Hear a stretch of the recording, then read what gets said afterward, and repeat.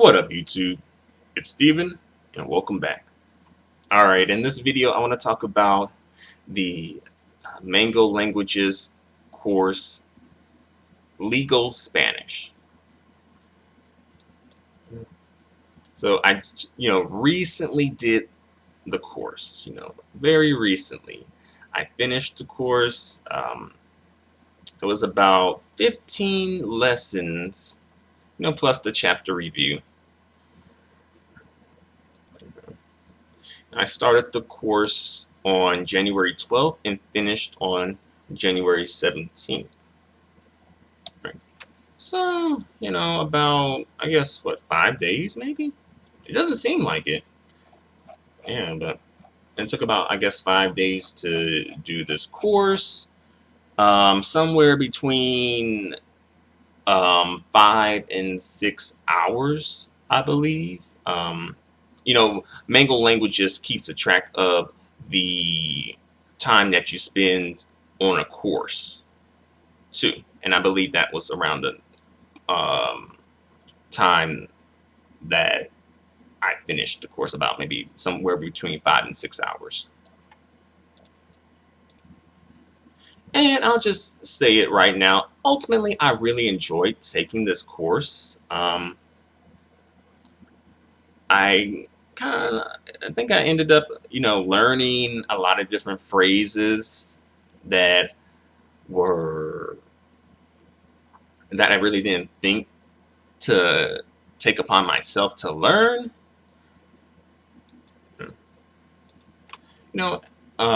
Like, child support, which can be said a couple of different ways.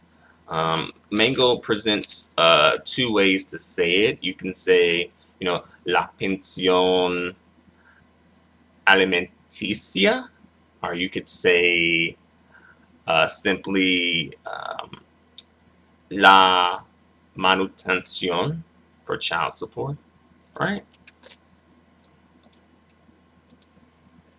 Another useful phrase is, interponer una demanda, which is basically to file a lawsuit, right? And also Mango kind of presents different ways to say that phrase too. You could say it like iniciar una demanda, presentar una demanda, declarar, right? And I thought that was a great note for Mango to leave, Mango Languages to leave. Because sometimes there's like so many different ways to say a phrase, and you may say it one way, but when you get out into the real world, they're like saying it in a whole nother way. And like, oh, am I saying it wrong? And sometimes it's not that you're saying it wrong, it's just that you're not saying it like the popular way, right? The most common way. Another thing that I liked about this course were like the cultural notes and the grammar notes. For instance, like on lesson 1, they gave you the grammar note. Well, a couple of grammar notes actually, which I actually found very useful. Despite me, I started learning Spanish like way back in like 2003, and I learned it I studied it off and on up until today, right? I studied throughout high school, throughout college, also independently, also attend courses through my local library, also attended private courses, majored in the language. It was one of my majors in college too, right? So I, have been exposed, right? I know a little something, right? But these these cultural notes, that Mango provided, and grammar notes, I'm like, oh, okay. That really kind of like helps. It helped me put things kind of like on paper, so to speak. It helped me know for a fact about this particular topic, right? For example, on lesson one, they gave you the cultural notes two. One was um, is used to mean both good afternoon and good evening. Therefore, it is used from 12 p.m. until around 7 p.m. I didn't know that the cutoff time was like 7 p.m. I kind of thought it was a little, perhaps, I don't know, a little earlier, maybe 6 p.m. I didn't know that, but they gave me an actual cutoff time, and um, probably maybe till dusk, maybe, yeah. So like, okay, all right, thanks. And then another note in this lesson was in Spanish, buenas noches can be used as both a greeting and a farewell from 8 p.m. onward, as long as it's already dark, right? So, all right, and this is something that I had an idea about, as simple as it is, but now I know for sure because I tended to do that anyway, but now I know for sure because that's kind of like one thing that I did notice in Spanish. Like, oh, they don't really have a set phrase for like good evening, right? Um, just like in English, we don't have a set phrase for la madrugada, right? Morning before sunrise. In Spanish, they do have a phrase specifically for morning before sunrise, la madrugada, right? But in English, we don't have that. We just say morning, right? Interesting. Another note, was kind of like a vocabulary / grammar note. The word hijos, hijos versus niños, right? And basically, I'm like, thank you for putting it like here, point blank. So, I know for sure. Because I kind of had an idea, but thanks to Mango, it's kind of like, okay, here it is. This is what it is. All right, let me explain. Like in Spanish, the word hijos it literally means sons, but in the plural masculine form, it can also be used to refer to one's children, both boys and girls, right? So like, oh, ¿cómo están sus hijos? How are your children doing, right? Similarly, when referring to children in a general sense, the word niños is used for a group of just boys or a mixed group of both boys and girls, while niñas is used for a group of just girls.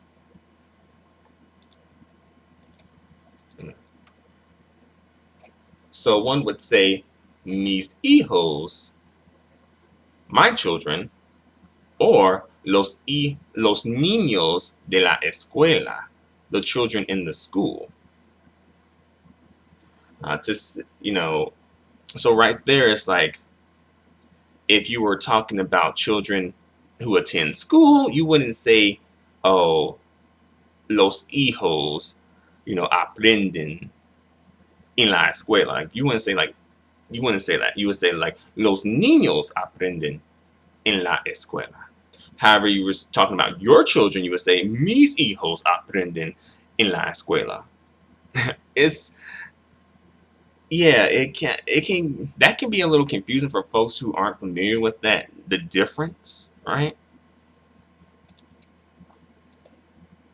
So I'm very glad that Mango Languages put this grammar note here, right? Another note that I want to talk about, since I've already mentioned it, let me go into it right quick. It is the note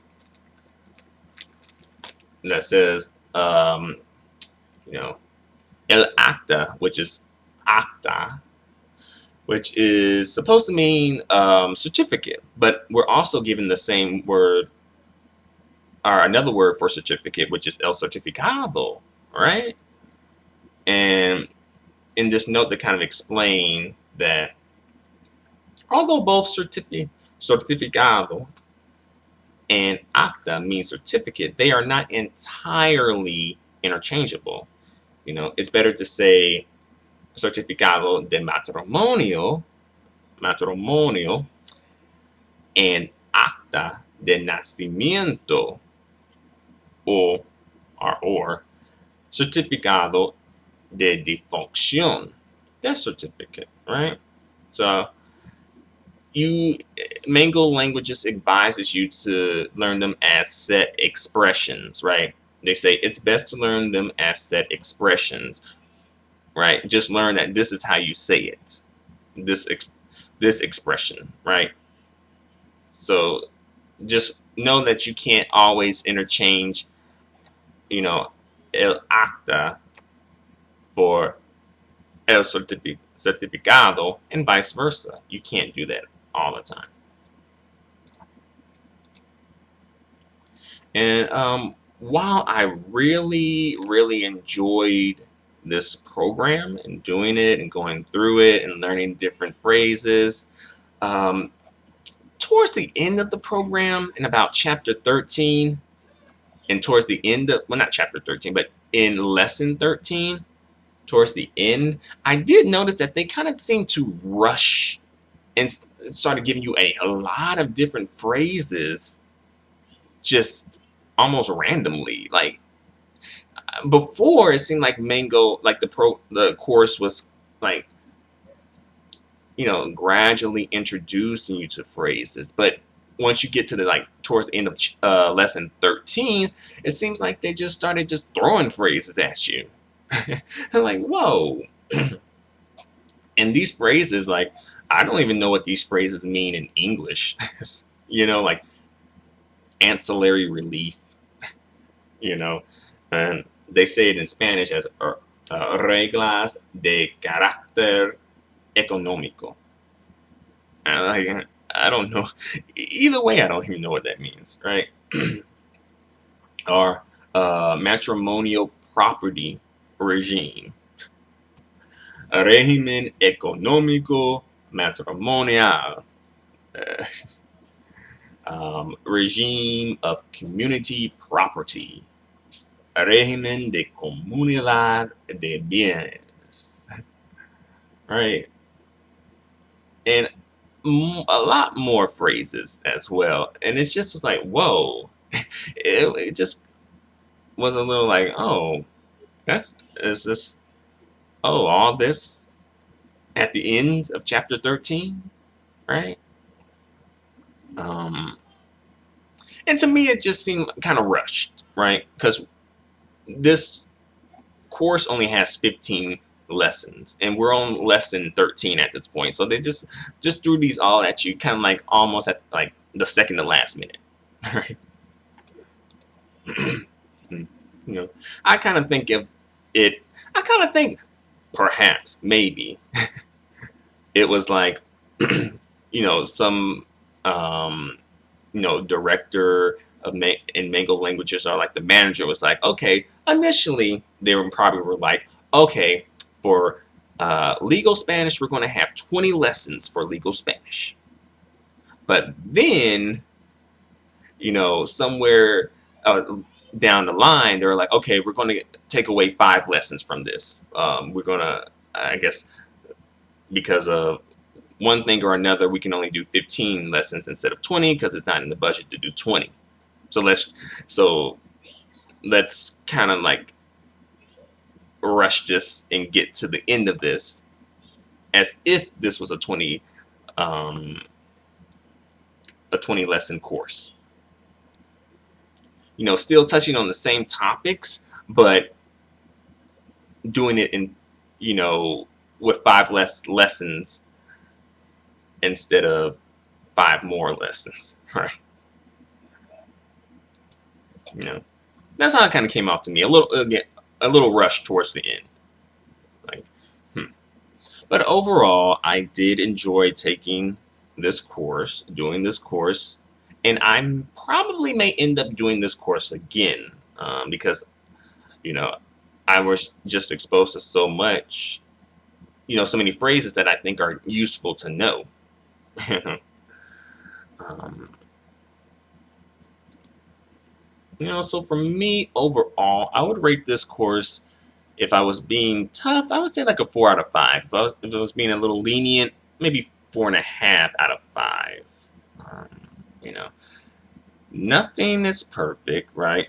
I also did see some spelling errors here and there. It was like one slide, but they kept repeating the slide. So like, yeah, they spelled certificate wrong in English. They spelled it with 3 C's instead of 2 C's, right? Where the F was supposed to be, there was a C, so it was like certificate instead of certificate, right? But overall, I really enjoyed the course, and I may end up doing the course again as well. And also, I kind of know, like, for Mango languages, there's so many different aspects of law and of legal terminology that they can focus on. So perhaps, hint hint, Mango, this should not be the end of this course. Perhaps. Um, all right, there's other aspects that you can go into if you so choose, right? If there's like a demand for it, I understand, of course. So yeah, there you have it. Thanks for watching. Feel free to comment. Feel free to leave me questions and feedback. And until the next video, adios and goodbye for now.